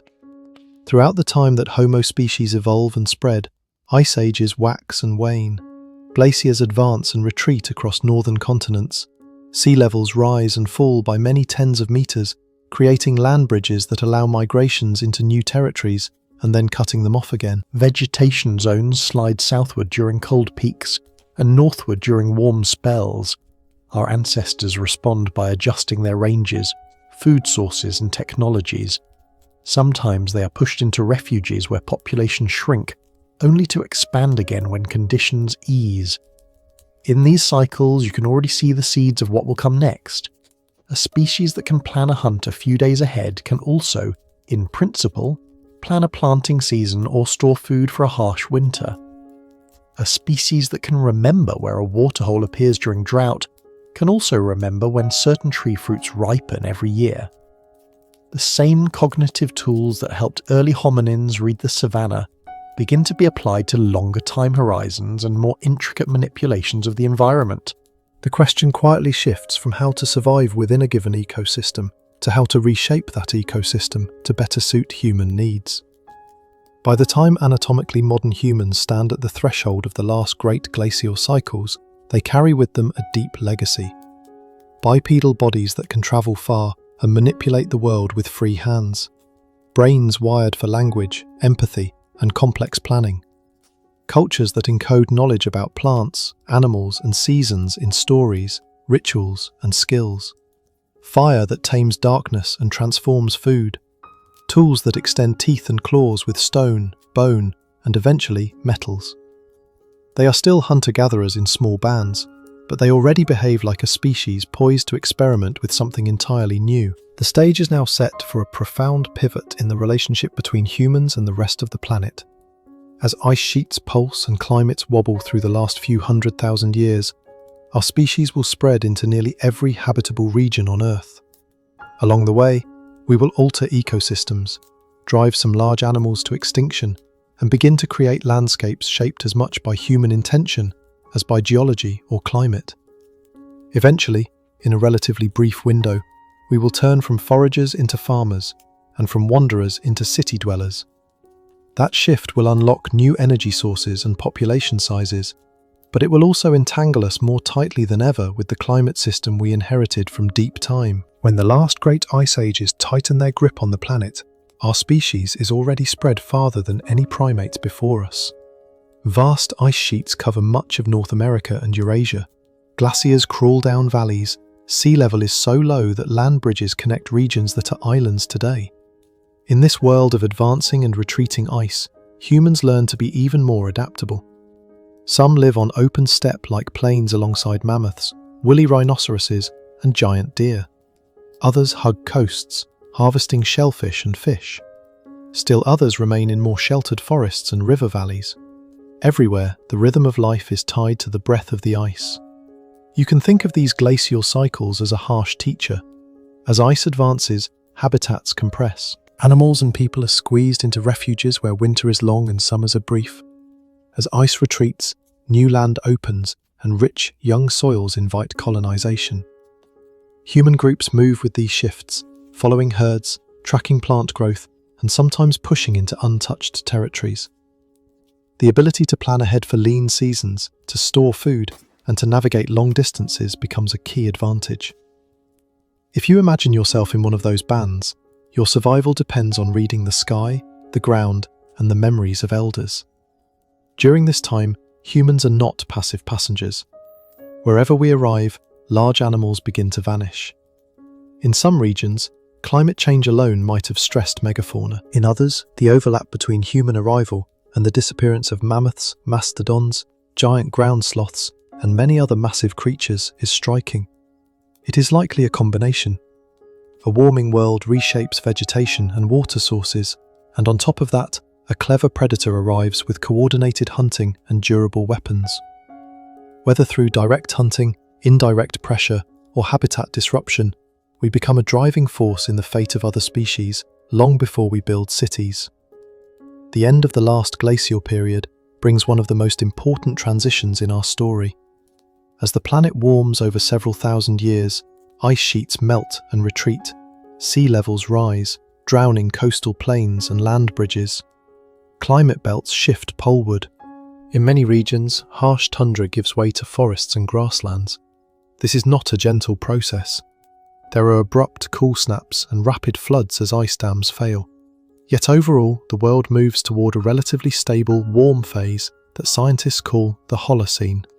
It is within this window that humans will try something radically new. In several regions, almost at once, over a span of a few thousand years, people begin to cultivate plants and manage animals more intensively. In the Fertile Crescent of the Near East, wild grasses with large seeds are harvested again and again from the same patches. People start to clear competing vegetation, scatter seeds, and favour plants that hold on to their grains.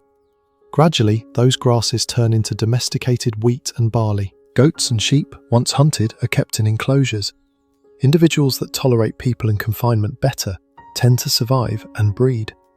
Similar processes unfold in China with rice and millet, in the Americas with maize, squash and beans, and in many other centres with their own local crops. Why make this shift at all? Hunting and gathering sustain our species for tens of thousands of years. For many communities, that way of life remains rich and flexible.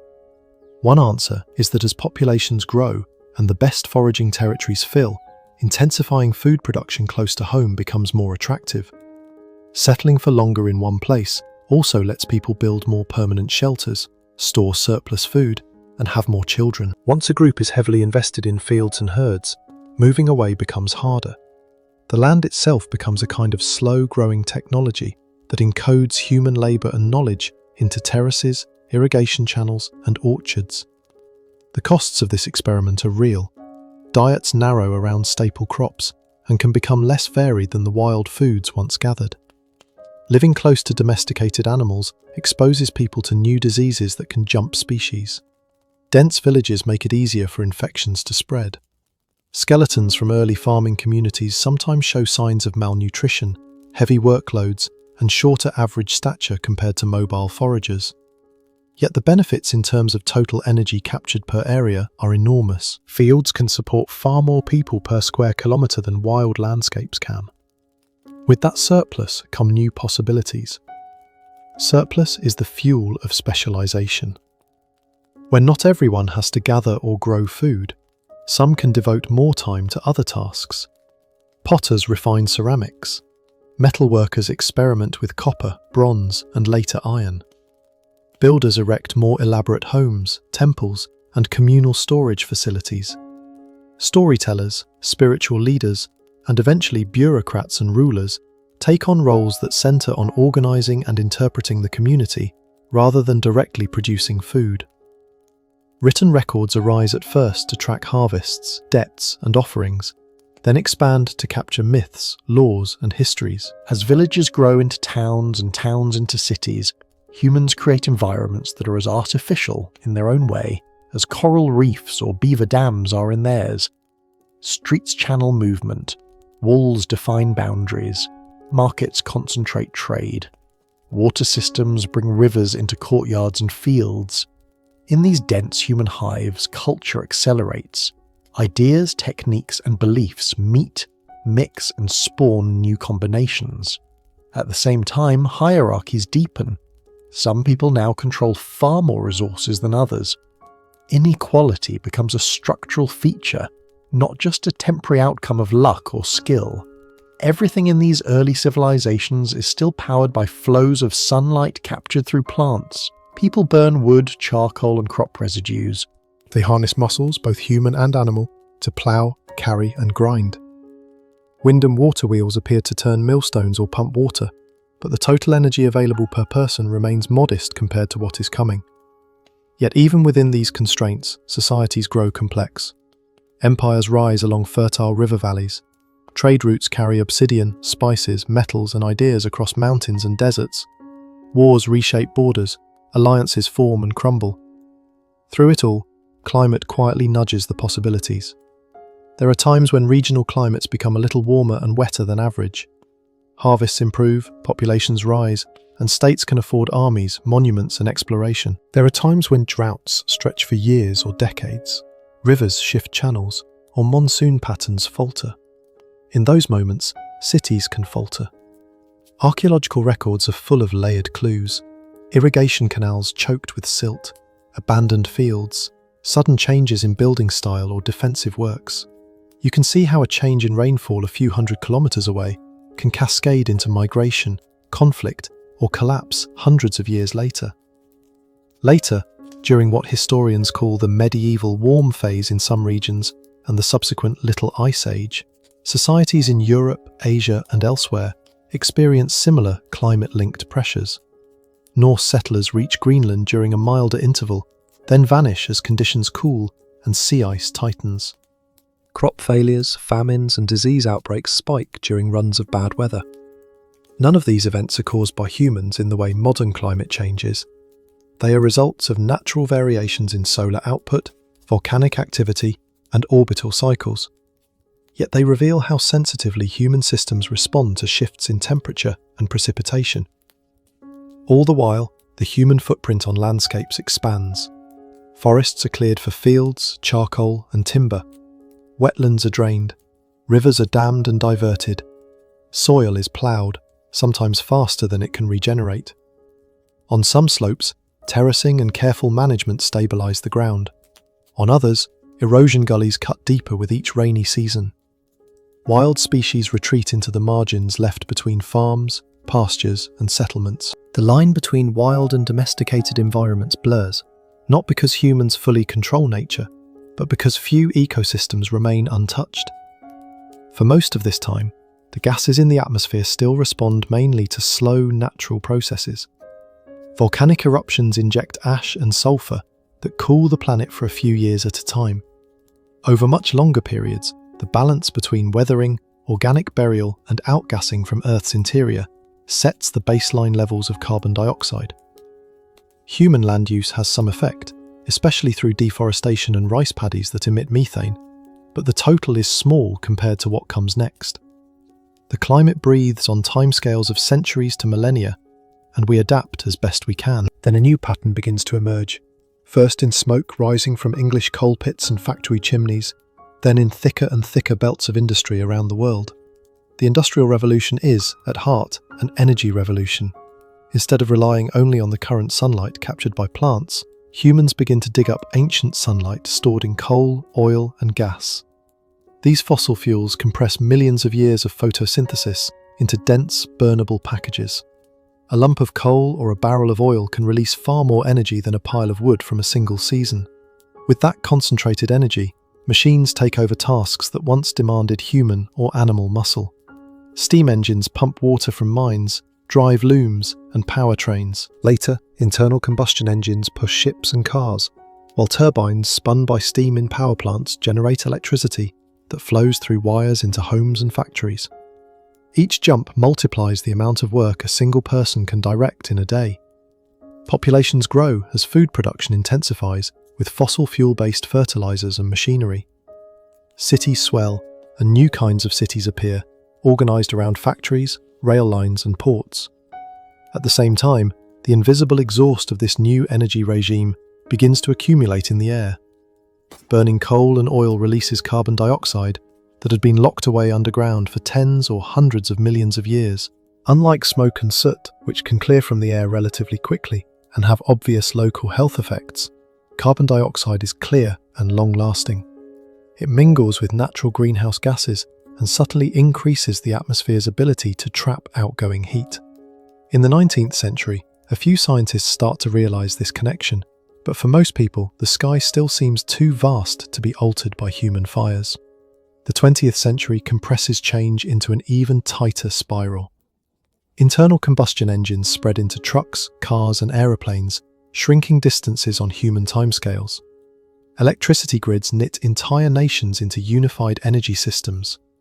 Industrial chemistry produces synthetic fertilizers that transform agriculture. Medical advances cut death rates, and global population climbs rapidly. With each new factory, power plant and vehicle, more greenhouse gases enter the atmosphere. With each new field cleared, more carbon stored in forests and soils is released. If you look at graphs of carbon dioxide or global energy use over the last 10,000 years, you see a nearly flat line for most of that span, then a sharp bend upward over the past few centuries.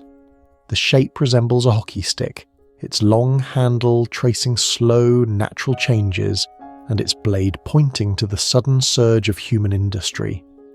In geologic terms, that blade appears almost as a vertical cliff. The Earth system has seen large swings in climate before, driven by orbital shifts and tectonics, but rarely has so much change been packed into so little time. Meanwhile, the human relationship to risk and time keeps evolving. Early farmers worried about the next harvest, and maybe the next generation.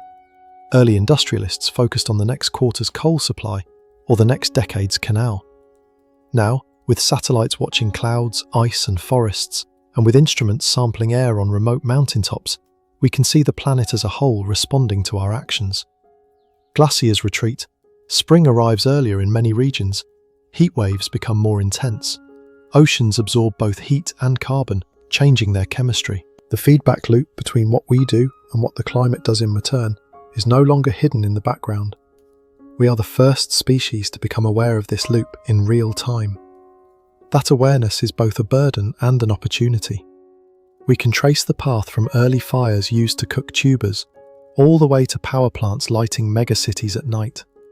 We can compare the slow glacial rhythms of the past to the rapid warming trend of the present. We can see how agriculture, industry, and population growth have woven our fate together with the physics of the atmosphere and the state of the oceans. The question facing us now is not only what has happened, but where these combined momentum lines are carrying us. We have arrived at a moment where human choices about energy, land, and consumption have begun to push the climate in ways that echo ancient catastrophes, yet with a crucial difference. This time, the agent of change can consciously reflect, measure, and decide. Whether that will be enough to steer away from the most dangerous outcomes is not yet clear. To grasp the stakes, we need to place our brief industrial burst against the full canvas of Earth's climate history and ask how unusual and how risky our current experiment really is.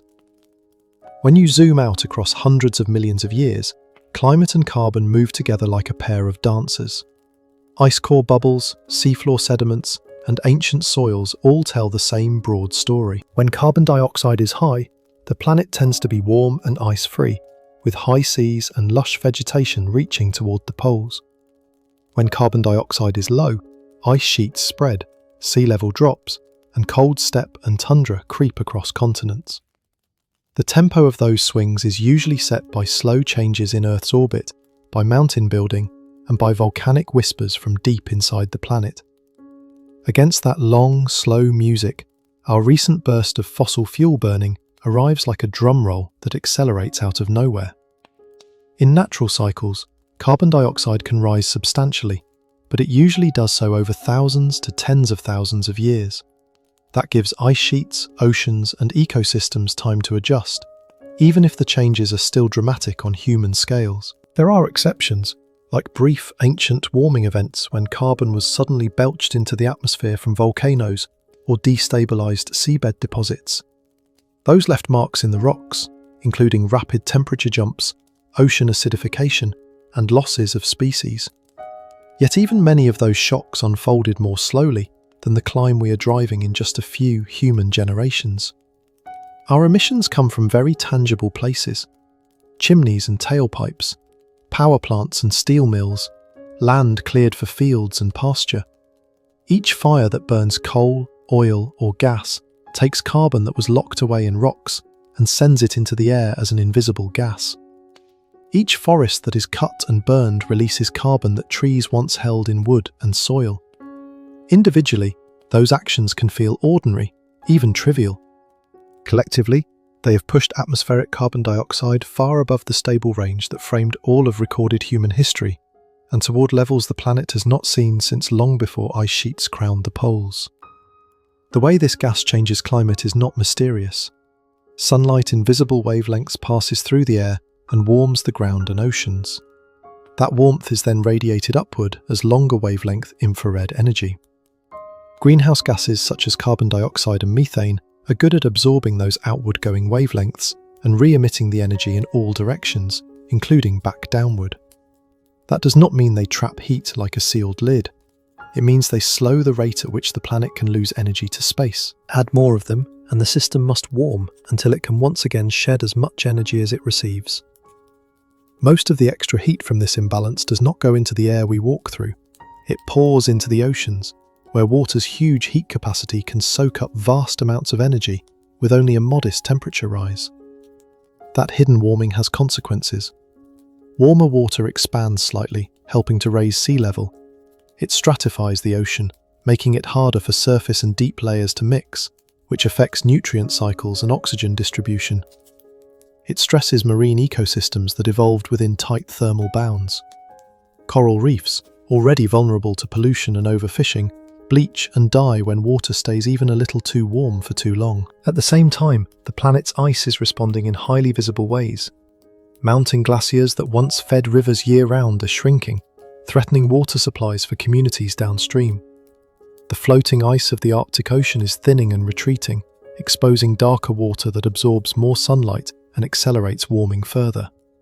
Greenland and Antarctica, which hold enough frozen water to raise sea level by many meters if fully melted, are losing ice through surface melt and through faster-moving outlet glaciers. Past warm periods tell us that when carbon dioxide remains high for long enough, large ice sheets are unstable. The question is not whether sea level will eventually rise in response, but how fast and how far within timeframes that matter to coastal societies. Weather, the day-to-day face of climate, also begins to shift as the background warms. Heat waves become more intense and frequent in many regions. Warmer air can hold more water vapour, which means storms can dump heavier rainfall when conditions line up, increasing the risk of flash floods. At the same time, changing circulation patterns can deepen droughts elsewhere, leaving soils parched and wildfire seasons longer and more severe. The jet stream, driven in part by temperature contrasts between equator and poles, can wobble in new ways as those contrasts change, sometimes stalling systems in place and extending both wet and dry extremes. Life on land and in the sea is not passive in the face of these shifts. Species move uphill and poleward, tracking the climate zones they're adapted to. Plants flower earlier in spring. Migratory birds alter their arrival times. Some species adjust quickly enough to keep pace. Others run into hard barriers such as mountains, cities, or simple lack of suitable habitat ahead.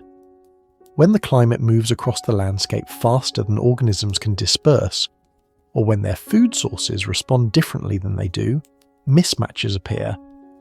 Pollinators miss blooming windows, predators arrive after prey peaks, the intricate timing built over thousands of years begins to fray.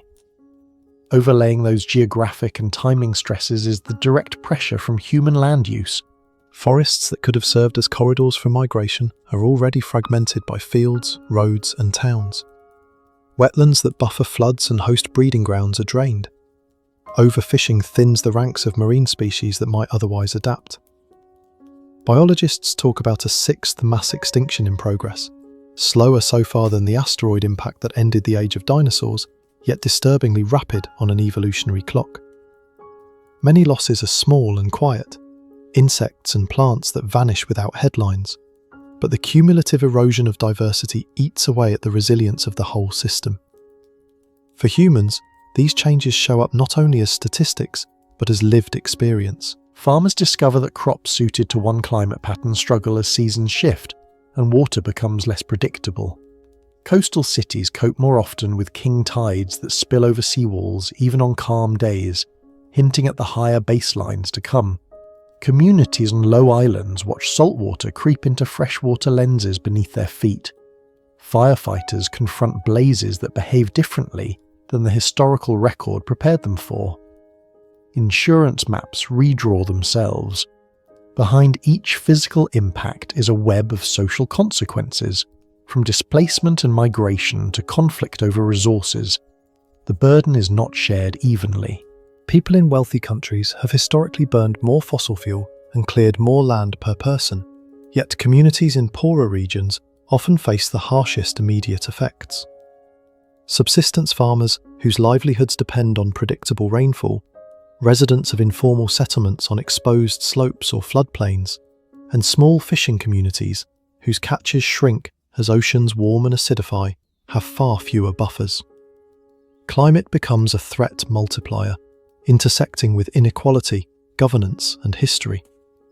Understanding this asymmetry turns climate from an abstract physical problem into a deeply ethical one.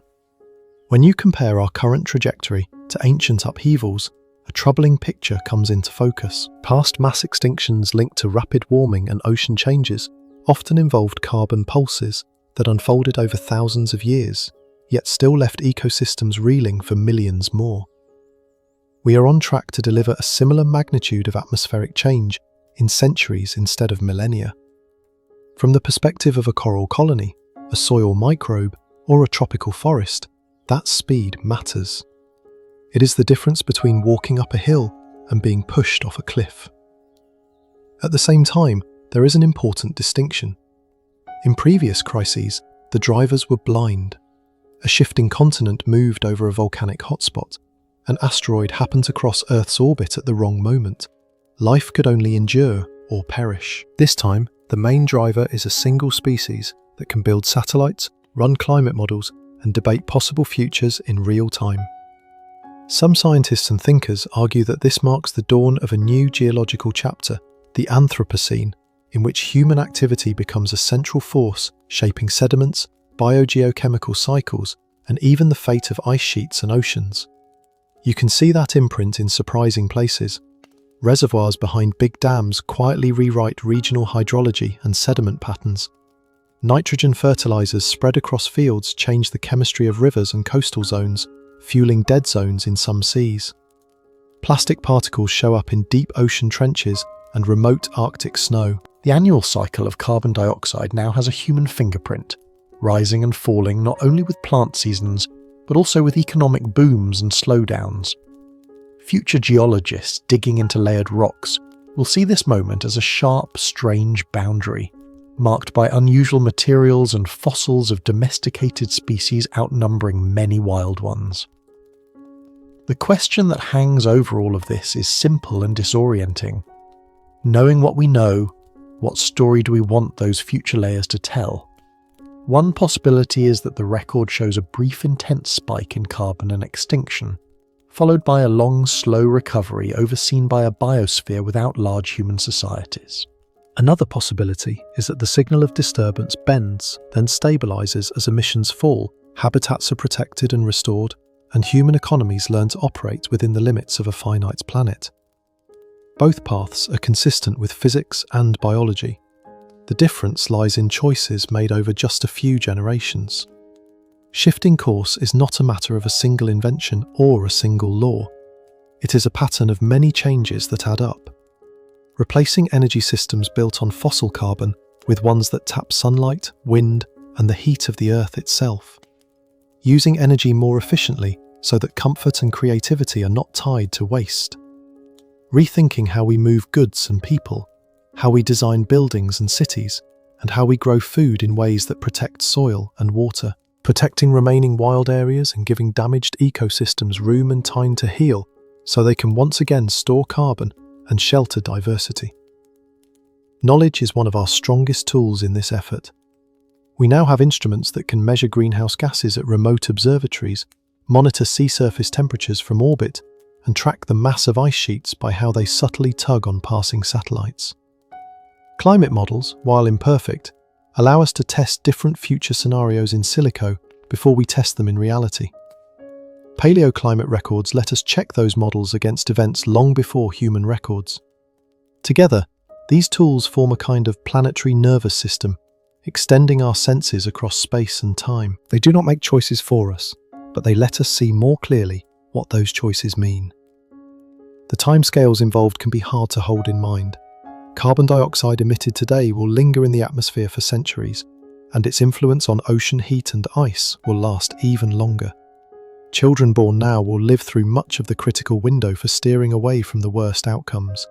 Their grandchildren will inhabit a world that reflects whatever path we choose. In deep time terms, that window is a blink. In human terms, it spans lifetimes, careers, and elections. Living at such a hinge in Earth's history is both unsettling and strangely fitting for a species whose story has always been entwined with change. It helps to remember that the planet itself is not fragile in the way our societies are. Earth has shrugged off asteroid impacts, massive volcanism, and snowball episodes. Life too has persisted through all 5 major mass extinctions, regrowing and diversifying after each crash, though often in radically altered forms. The real question is not whether Earth will be fine. It is whether the particular web of climates, coastlines, and species that cradled our civilization will remain recognizable. We are deciding, knowingly or not, how much of that familiar backdrop we will carry with us, and how much we will erode. If you step back one more time and watch the whole story unfold, from the first microbial mats through the Cambrian seas, the reign of reptiles, the rise of mammals, and the long apprenticeship of clever apes, a pattern emerges. Each great transition rewired the planet and opened new possibilities, but it also carried real risks and left extinctions in its wake. We are living through another such transition, except now the driver is intent as well as accident. Our tools let us move more carbon, water, and rock in a century than natural processes would in much longer spans. Our minds let us imagine futures in which we use that power with more care. In the end, the deep time perspective can be strangely calming and sharply motivating at the same moment. It tells us that we are not the center of the universe, that countless worlds of life came before us, and many will follow, in forms we cannot predict. It also tells us that what we do here and now will echo for far longer than any individual life, perhaps for longer than our species endures. We are, for this brief interval, the latest authors of Earth's story. The page is still being written, and the ink is still wet. What happens next is not yet fixed in stone.